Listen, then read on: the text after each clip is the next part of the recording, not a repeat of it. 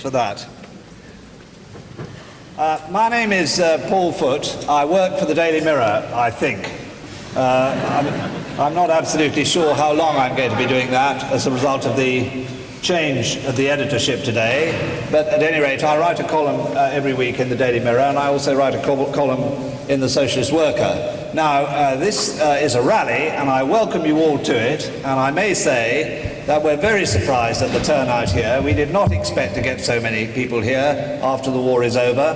Thank you very much indeed for coming. This is a rally organised by the Media Workers Against the War organisation, a very long-standing organisation which was formed at least 4 weeks ago at the Conway Hall as a result of a letter which John Pilger, Ed Pierce and I and Sabah Jawad wrote to The Guardian saying, here, we're a bit worried about the way in which the war's being reported. I think we should have a meeting. And we had 800 people at that meeting. We have many more at this meeting here tonight. And we were astounded by the support that we received. Since then, we've been rather astounded by the abuse which we've received in all parts of the media. I appeared, I think a week ago, on Channel 4 at about 1 o'clock in the morning at a programme which was full, of course, of generals and diplomats and people of that kind. And when I got to the Daily Mirror the next morning, there was a message from former Detective Chief Superintendent John Pohl, who is the head of security at the Daily Mirror, and the message was quite short and succinct. Paul, you should know that we had a message last night saying that you were going to be shot tonight. I don't know whether they've delayed it a week, but if they have, we have a deputy chairman coming up. Now, we've had all sorts of attacks on us in the newspapers, which seem to have been rising to a crescendo after the war was finished. I saw the Sunday Times yesterday, a quiet defeat for the dogs of peace. I don't know if you remember, the expression actually is dogs of war, but nevertheless, now we're defeated. And we're smashed, and we're hauled through, all of us, pretty well every one of us here now on the platform has been hauled over the coals over the last 3 or 4 days. And people should not forget, they should not be forgiven. This has been the theme. And the argument, the first of the arguments, appears to be quite a simple one, that we were apparently against the war because we thought America and Britain would lose it. Or because it would take a long time, or because there would be a lot of casualties. These seem to be the reasons which are foisted on us as to why a lot of casualties, that is, on what is called the Allied side, which is an expression borrowed from the Second World War, but a lot of British and American casualties, and therefore that's why we were against the war. And because that side won it, and because there were very few casualties on that side, and because it didn't take a long time, well, we were wrong. That's the very highly intellectual quality of the argument which is now being put against us. Now, that's not why we were against the war at all. We were against the war because it had nothing whatever to do with the things which they said it had to do with. It had nothing whatever to do with democracy. It had nothing whatever to do with atrocities. It had nothing whatever to do with collective security. That the war simply followed a pattern of United States foreign policy all over the world, particularly in the poorer countries of the world. And the pattern was that that foreign policy pursued the commercial and military interests of the United States, and to hell with any of the people that happened to live there. Nothing particularly anti-American about that, by the way. Every empire in the past has always pursued the same policy, in particular the British Empire. And we said that the resource which mattered most in the Middle East, the resource which made this war so inevitable, was, of course, oil. What they were pursuing was the valuable resource in the Middle East, the valuable resource of oil. Half the oil in the world is produced in the Middle East at half the price that it's produced anywhere else in the world. And of course, we're told by many commentators, indeed yesterday, that of course it's our oil, and it does matter, and it's our oil, and we need to look after our interests. I noticed Andrew Neil, the editor of the Sunday Times, on one of those interminable programs which he appears to be on in the early morning on Mondays and Tuesdays and every other day of the week, as far as I can see, saying, of course oil matters. He says, of course it matters. He says, if Saddam Hussein gets control of the oil in Kuwait, he will have his foot on our windpipe. Now, I've heard many strange things about Andrew Neil, but I never, up to now, thought that his windpipe runs under the Arabian desert. See, there's a famous American expression, if it's our oil, how come it's under their ground? Now,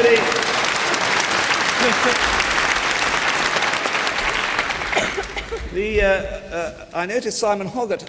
I always thought these people were intelligent, sceptical people who are now writing in the papers. The middle-of-the-road people are the people that have really got my gall. I noticed Simon Hoggart starts off his thing yesterday. Nothing wrong with gloating. Gloating is part of the process, someone said after Lady Thatcher's resignation. Well, gloating might be the wrong thing to do, but I think we should allow ourselves one short, cathartic moment of sheer satisfaction. That's Simon. Well, what is he? I'm wondering what it is that he's so satisfied about. Is he satisfied, for instance, that Kuwait has been liberated? Is that the thing that satisfies him? I was reading in the Times the other day a report of the Emir of Kuwait. I don't know if you saw that. He was liberating his country in the most curious fashion I've ever known a country liberated in. He had moved from a luxury hotel in Taif in Saudi Arabia, which is 800 miles from the border of Kuwait, to another luxury hotel somewhere in Saudi Arabia, which is 200 miles from the border of Kuwait, and he had ordered martial law to last for at least 3 months, particularly before he felt it was safe to go back into his own country.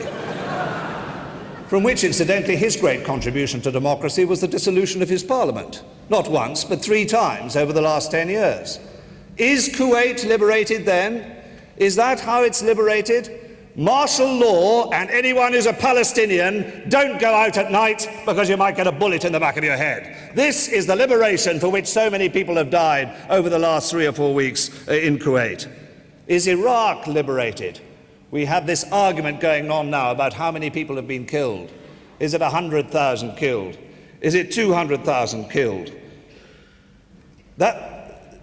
Is it liberated? What we have in Iraq is what I remember reading what John Pilger was writing 10 years ago, 11 years ago, 12 years ago, when he was writing from Cambodia about the bombing of a civilization which reduces it to a complete political vacuum into which all kinds of appalling things can come. And what we know is that if there are any democratic forces regrouping in Iraq, and I for one hope there are, if it is some kind of revolutionary movement in Iraq, if they do set up any kind of democratic government in Iraq, then the troops that are still in South Iraq will not leave South Iraq until that democratic government perishes, because it's not democracy they're after there, it's security, what they regard as security. Security, collective interest in their own oil. That's the only thing that they're concerned with. Now, the second argument that we've heard is that somehow, and we've had this all the time, we are the friends and admirers of Saddam Hussein. My colleague Joe Haynes, writing in the Daily Mirror and pulling himself up with an enormous effort to the intellectual heights to which he constantly claims he's capable, writes, "The media against the war committee." Well, he can't get the name right, but then what is facts if you're giving vent to some prejudices? Which could equally have been called the Media for Atrocities in Kuwait Committee. That's how Joe Haynes has seen our campaign. Well, we say it, and we say it again and again, and we don't say it defensively, we say it offensively, because we move onto the offensive from the argument, that we on this platform, and everything that we represent, have been the consistent enemies of Saddam Hussein at the time when the government that is now attacking him was arming him and financing him.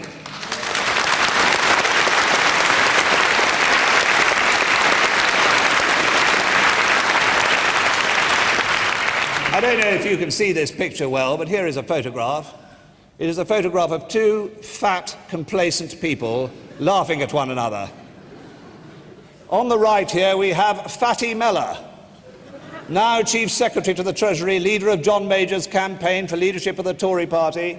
He's laughing behind this bunch of flowers here, giggling all over his face. He was then Minister of State at the Foreign Office, 1989 February. On the other side of the sofa is Saddam Hussein, only a few months from the time that he'd committed an atrocity far worse than anything that's been committed in Kuwait, the gassing of his own Kurdish people in the north of Iraq. Here they are grinning at one another, and no wonder they're grinning at one another, because Fatih Mello was bringing £320 million of trade credits to the Iraqi government there, perhaps to pay them back for the gassing. Here is a House of Commons motion attacking the gassing of Halabja. Here it is. It's signed by 30 people.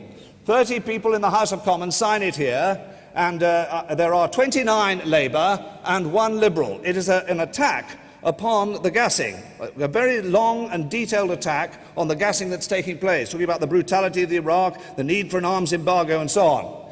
There are 29 Labour names, 1 Liberal. I went through the names carefully.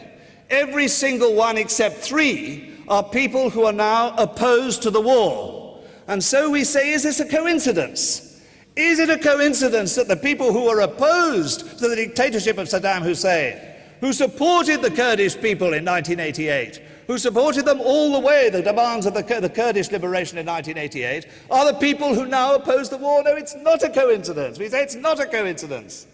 The fact is that the same kind of mentality in government that was supporting Saddam Hussein through all that period, supporting his aggression in Iran, supporting his attack on Iran and him throughout the whole of the Iran-Iraq war, the same kind of mentality that defends that dictatorship is the same kind of mentality that thinks the way to deal with the dictatorship is to go to war and kill and kill and kill until somehow you've dealt with it by the same methods that Saddam Hussein introduced in the first place.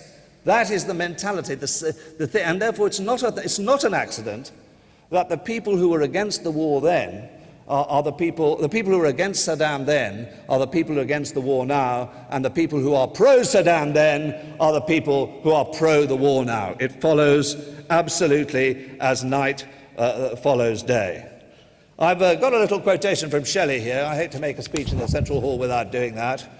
He says, war is the statesman's game, the priest's delight, the lawyer's jest, the hired assassin's trade. That's standard lyrical poetry in our tradition, and that's not really what the point. The point I want to come to about Shelley is that he had this knack of referring all those years ago to the people that populate our island today. And he talks, when he comes to the question of the journalists who operated during the war, he said that he described it like this: these are the hired bravos who defend the tyrant's throne, the bullies of his fear. These are the sinks and channels of worst vice, the refuse of society, the dregs of all that is most vile. An obvious reference to Andrew Neil and Kelvin Mackenzie.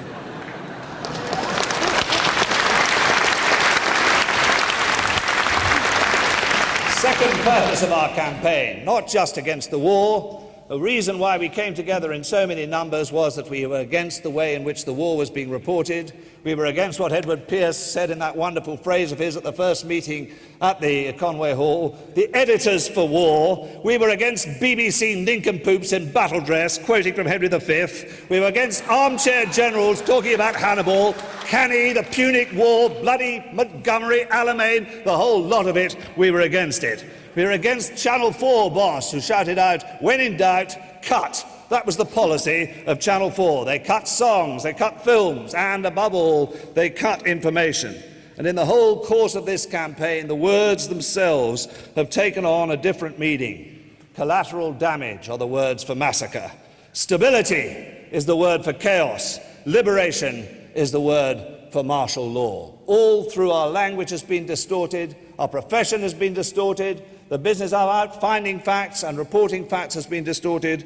But I don't want to end just in the business of distortion. I want to end by saying that one of the best things that's come out of this whole war is that there are numbers of people who have stood out against it and have spoken out in the media, have spoken out against it. There are numbers of this that we can think of.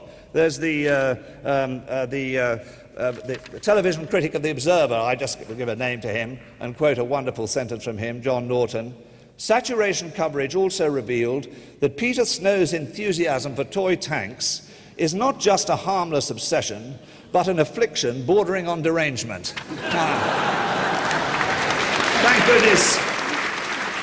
Thank goodness that we we had people like John Norton writing, Robert Fisk in the Independent, that wonderful article about what it was like to go to one of those briefings in Saudi Arabia, Julie Flint, also from the Observer, Alan Little of the BBC, who was there at the shelter when it was bombed on that morning on the radio and was bullied and bullied and bullied by Brian Redhead into saying it was a military installation, but consistently denied it.